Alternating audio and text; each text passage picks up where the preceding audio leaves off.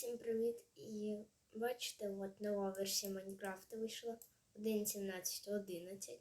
У мене є мишка і клавіатура. Якщо побачили, я вам хотів показати мій сервер. Зараз Realms. Так. Оце мій сервер. Бачите? HM це HiveMine. Скорочено. Там написана версія. Я думаю, ви побачили 1.17.11.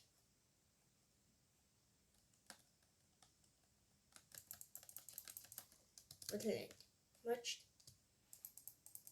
От, ви тут можете вже зайти повиживати на цьому сервері. І у мене є одна команда. ТП.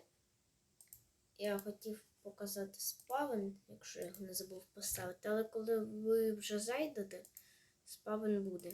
Точно вам кажу. Коли зайдете.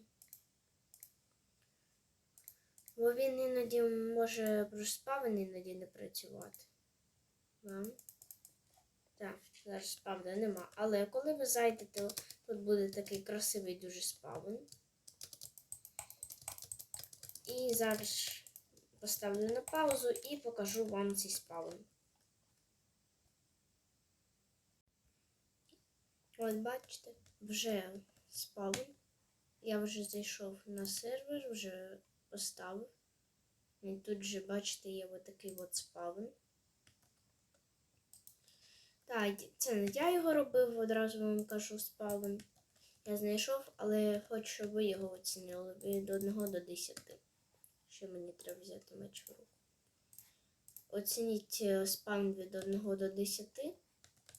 Доки я вам зараз прилітаю, покажу спавн. Ось бачите, ось такий маленький спавн, але він доволі красивий, так вам скажу. Ось такий тіністовий, отак проходить декорації. Просто тут зараз плагінів ще нема, але я їх скачаю. Показую зараз без плагінів, бачите.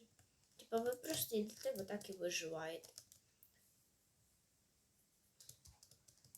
І він для 1.17.1, я його обновлю для самих нових версій. Да, але правда, для 1.18, ну коли прям буде реліз, мені здається, тоді я обновлю, але якщо не обновлю, я вам скажу. Тому що буває таке, не працює.